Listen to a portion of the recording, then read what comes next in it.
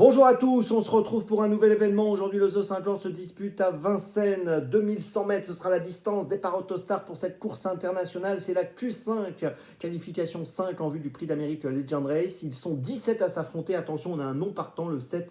Money Viking ne court pas, donc ils seront 8 en première ligne, 9 en seconde ligne. Globalement, des chevaux qu'on connaît plutôt très bien. Les favoris devraient jouer un premier rôle. On va essayer de trouver l'ordre, parce que ça sera plus intéressant si on trouve l'ordre aujourd'hui. Logiquement, on ne devrait pas avoir trop de surprises. En tout cas, je l'espère, à l'arrivée de cette Q5. Avant de démarrer et de vous donner mon choix donc pour ce The 50 et tous les paris associés, jeux simples, jumelés, trio, etc. Je vous rappelle que vous pouvez vous abonner à la chaîne YouTube de The Turf. Vous pouvez aussi activer la cloche pour être informé dès que mon prono est posté. Puis attention, n'oubliez pas, c'est important, le jeu responsable, les mentions qui sont indiquées ici en dessous.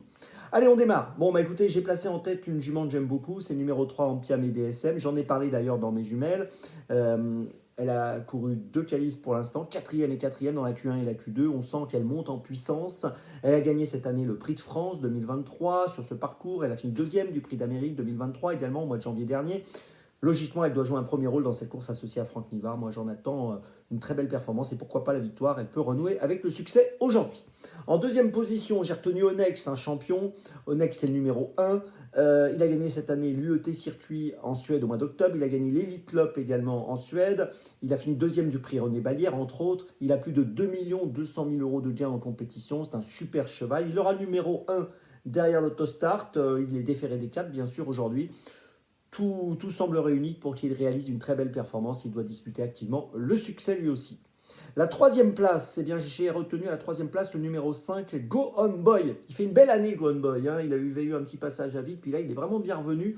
2e en Italie à Milan lors de sa dernière sortie au mois d'octobre, derrière Vivid Wise As. On l'a vu finir 2e en Suède lui aussi, derrière Onek, en fait, donc dans le UT circuit. Il a gagné le Grand Prix de Wallonie en Belgique. Vous voyez qu'il a pas mal voyagé. Là, il revient à Vincennes avec des ambitions et avec le numéro 5, il sera sûrement très dangereux lui aussi. Derrière ce trio de tête qui me semble assez solide, j'ai placé en 4e position le numéro 16, Duderipré. Alors Duderipré a été absent assez longtemps, quand même entre février et novembre. Et puis il a terminé dernièrement 3e de la Q2, de la qualif 2, donc à 90 contre 1. Il a créé un peu la surprise, mais bon, c'était une semi-surprise parce que c'est quand même un cheval de valeur. Et puis là, il semble bien revenu. Donc même avec le 16, moi je pense qu'il peut être très dangereux aujourd'hui. Il faut, voilà, on doit s'attendre à une confirmation de sa dernière performance. En 5e position, j'ai retenu le 18, Émeraude de Bay. Alors Émeraude de Bay, j'ai hésité à la garder, mais j'aime bien cette jument qui est capable de très belles fins de course. Je me souviens de sa superbe 2e place dans le Critérium de vitesse de la Côte d'Azur au mois de mars, donc à Cagnes-sur-Mer. On l'a vu finir 4e dernièrement de la finale du GNT. Auparavant, elle avait gagné l'étape de Mancanchi. Elle est capable de venir prendre une place avec une belle fin de course, même avec un numéro 18 qui n'est pas un atout, vous l'avez compris. En 6e position, j'ai retenu le numéro 10, Hokkaido Giel, que j'ai retenu finalement assez loin, même si c'est le gagnant du prix René Ballière 2023. Il a fini 3e de la qualif 1, mais l'autre jour dans la qualif 2, il m'a laissé un peu sur ma faim. Donc c'est pour ça que je l'ai gardé, parce qu'on ne peut pas l'éliminer, mais je l'ai mis que 6e. Bon, on ne peut pas le condamner sur une tentative un peu moins bonne, et il faut absolument ne pas oublier sa valeur générale.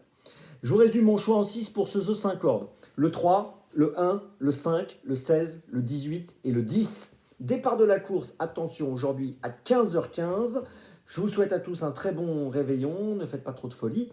On se retrouve bien sûr demain pour un nouveau The 5 ordre. Et d'ici là, avec The Turf, ça va aller.